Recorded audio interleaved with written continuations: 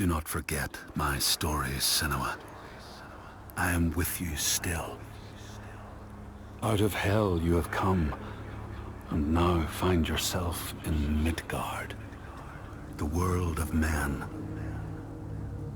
Do not think it any less dangerous for that. Your path has taken you far from home, across the boundless sea, and you must go on to the heart of this place, to the heart of man. You have seen how the Northmen journey out to conquer, and this is one of their lands, as icy dark as Niflheim, yet as fiery as Muspel. It has not long been claimed, and they try still to tame it.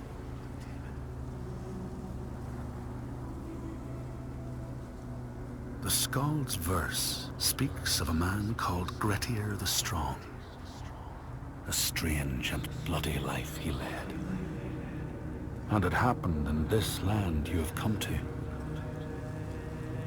Listen to his story, Senua, for it may in some small way illuminate your own.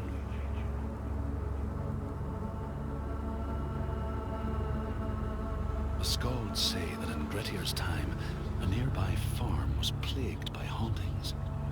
A shepherd called Glamour was killed by some evil force, found dead in the snow, bloated and black.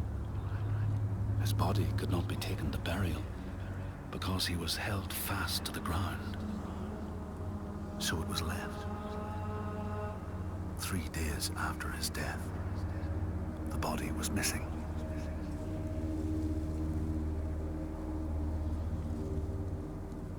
The Skalds tell how the revenant Glamour roamed the settlements, terrifying all those who lived there. Each one he killed, in turn, rose to walk beside him. Thus, evil begets evil. But the man Grettir was proud and overbearing, and thought the Droiger no match for his strength.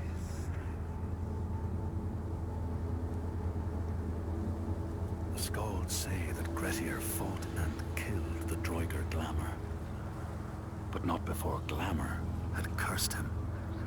His strength would be turned against him, his deeds bring death and exile, and he would be always before Grettir's eyes, making him afraid to be alone. He saw all sorts of phantoms wherever he looked, and thus people who see things that aren't there are said to have Glamour's eyes.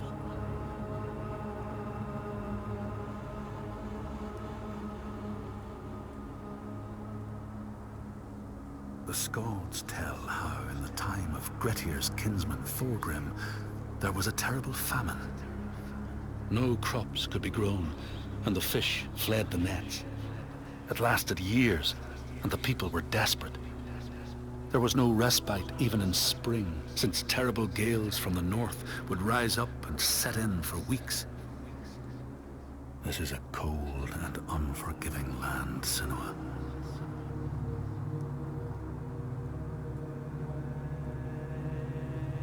In the time of famine, at the place known as Rifskar, Thorgrim found a huge finback whale, beached and dead. His neighbor, Thorfinn, had already found it and was in the process of flensing it. But Thorgrim claimed it as his own. Thorfinn said he would not give it up without a fight. If that's what you want, Thorgrim said, let it be so. And he launched a blow at Thorfinn, cutting off his head in one strike.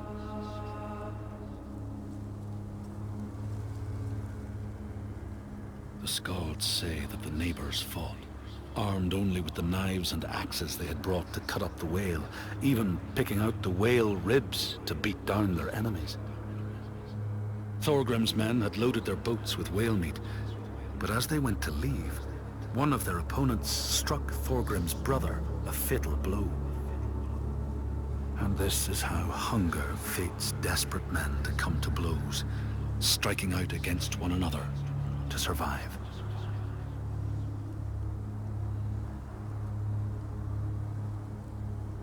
Skalds speak of the time Grettir, traveling with some others, ran into rough weather and docked their boat on an island.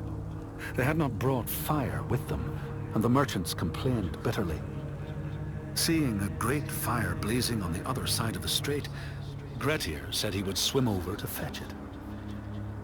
He took off his clothes and struck out across the water, wearing nothing but a cloak.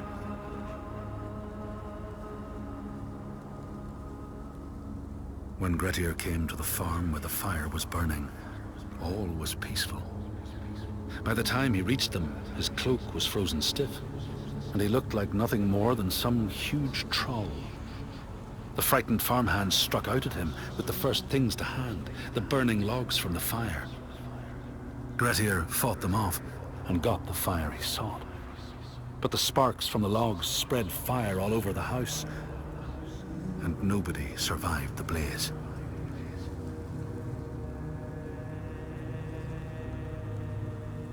The Skalds say that Grettir swam back across the strait, keeping the fire safe from the water. His friends applauded Grettir's bravery, but when word spread about the massacre at the farm, people took against Grettir. Nobody wanted anything to do with him, and when the news reached the Althing in the summer, Grettir was pronounced an outlaw. All doors would hence be shut to him.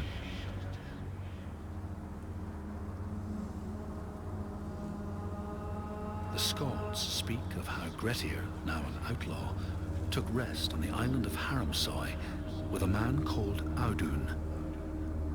Grettir saw a great yellow glow like a fire rising from the ground.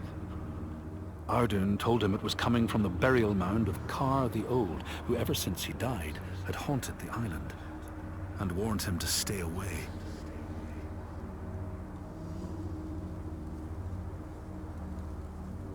The Skalds say Grettir wanted the sword that was buried in Kar's howe, and would not be deterred from seeking it.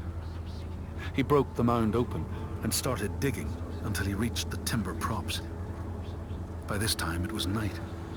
Audun warned him again not to continue, but Grettir threw down a rope and went inside the mound. No light penetrated it, and it reeked of death. But he persisted in exploring.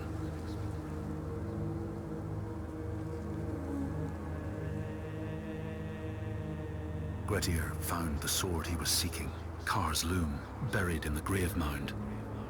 He went to leave, but before he could reach the rope, something grabbed him from behind, and Grettir realized the mound dweller would not let his treasure go. The two fought ferociously until Grettir got the advantage and chopped off the revenant's head. But Kar's loom would prove his undoing, fated to be the sword that killed him.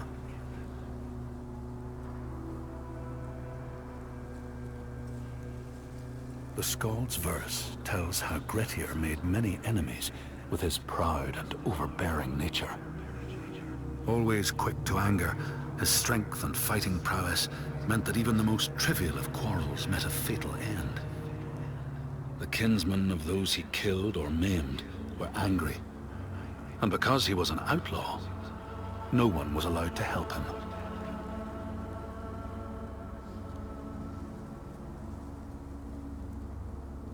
The outlaw Grettir fled to the island of Drangi.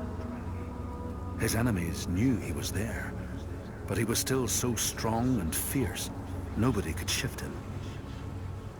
Thorbjorn, first among his foe, sent his foster mother to see Grettir. She was a Seithkona, and very wily.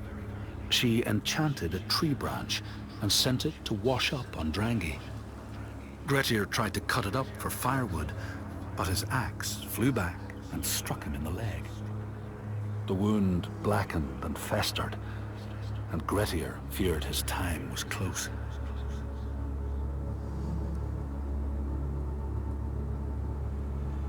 The Skalds say Grettir, wounded by Seidr, was now so weak it was possible for his enemies to defeat him. Under cover of night, Thorbjorn and his men attacked his shelter. They tried to disarm him, but he clung so firmly to his sword, Kar's loom, that they had to cut off his arm to get it free. Then they used his sword to cut off his head, and the land's mightiest outlaw was dead.